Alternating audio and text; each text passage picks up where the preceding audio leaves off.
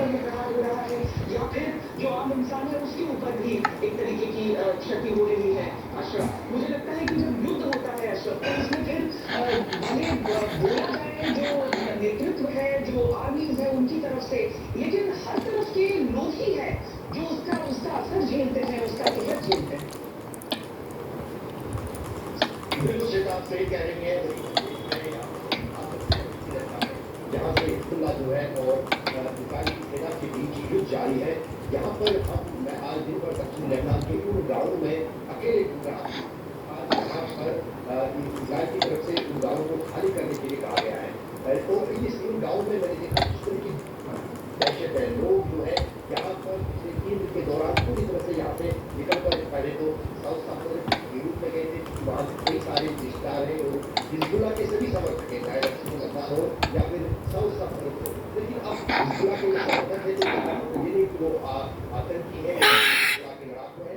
तो इसकी जो है उनको भी इस युद्ध में सबसे ज़्यादा जो है मुश्किलें झेलनी पड़ रही है। तो जो यहाँ लड़ना है, ह्यूमन राइट्स वाच है, उन्होंने एक ये कहा कि दक्षिणी लद्दाख के गाँव में व्हाइट पासपोर्ट का इस्तेमाल कर रहा है इजराइली सेना। व्हाइट पासपोर्ट प्रतिबंधित है किसी भी युद्ध में, क्योंकि वो एक केमिकल वेपन माना जाता है।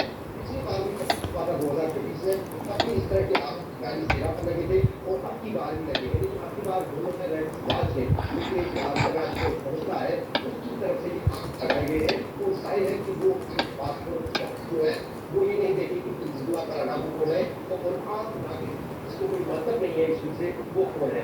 दूसरी तरफ से इजराइल को बोला जाती है कि उसको एक दुश्मन के मारने के लिए अगर 1000 लोगों को भी मारना पड़ेगा तो परवाह नहीं करती है। वो अपने सरकार को नहीं देखी।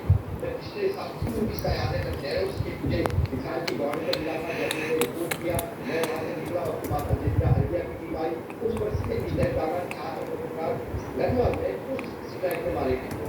तो कहीं ना कहीं जो है ड्रोन यहाँ पर इस वक्त टाइम सिटी में हो 24 घंटे यहाँ पर ड्रोन की आवाज़ सुनाई देती है। किस तरह से एक इंच पर हिजबुल्लाह की नजर पूरे लेबनान में है, वो ड्रोन से साफ नजर आता है। वो जो हमले इजराइल की तरफ से यहाँ पर हो रहे हैं वो देख जाते हैं इस तरीके है। लेकिन जो मैंने आपको बीच में बात कही कि जो मरने वालों का आंकड़ा है वो 3 दिनों के दौरान, एक हफ्ते के दौरान अब 400 के पार हो गया।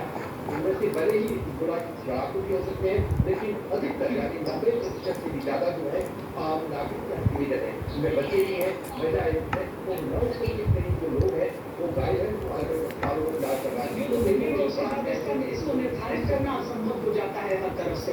कितने आप टारगेट किसको कर रहे हैं, जान किसकी जा रही है। यहाँ पर भी जो आपने उस केमिकल बॉम्ब की बात की, केमिकल के इस्तेमाल, रसायनों के इस्तेमाल की बात की, यहाँ पर क्लस्टर बॉम्ब हो रहे हैं। एक यहाँ से मुश्किल से 2 किलोमीटर दूर जहाँ पर कुछ भारतीय मजदूर भी मुझे मिले, हालांकि एक व्यक्ति जो उस कंस्ट्रक्शन साइट पे काम कर रहा था उसकी मौत की बात बताइए। दूसरी तरफ ये 2 किलोमीटर दूर उससे, यानी कि जिस चीज के क्लस्टर बॉम्ब्स को जाना जाता है कि एक जगह पे आप रिलीज होंगे, लेकिन 8 किलोमीटर तक के दायरे में फैलकर वहां पर तबाही मचा सकते हैं। तो ये जो तस्वीर हर देश को उभर रही है, उस सब के बीच एक अर्थव्यवस्था को लेकर सवाल उठ रहे हैं, तेल को लेकर सवाल उठ रहे हैं, उसकी बढ़ती हुई कीमतों के बारे में शुरू में आपको बताया है। लेकिन साथ में हम आपको दिखाते हैं गल्फ जो हॉर्मोन स्ट्रेट ऑफ हॉर्मोन्स को लेकर किस तरीके से वहां पर जो कई विकास है उन सबका जाना दुभर हो चुका है।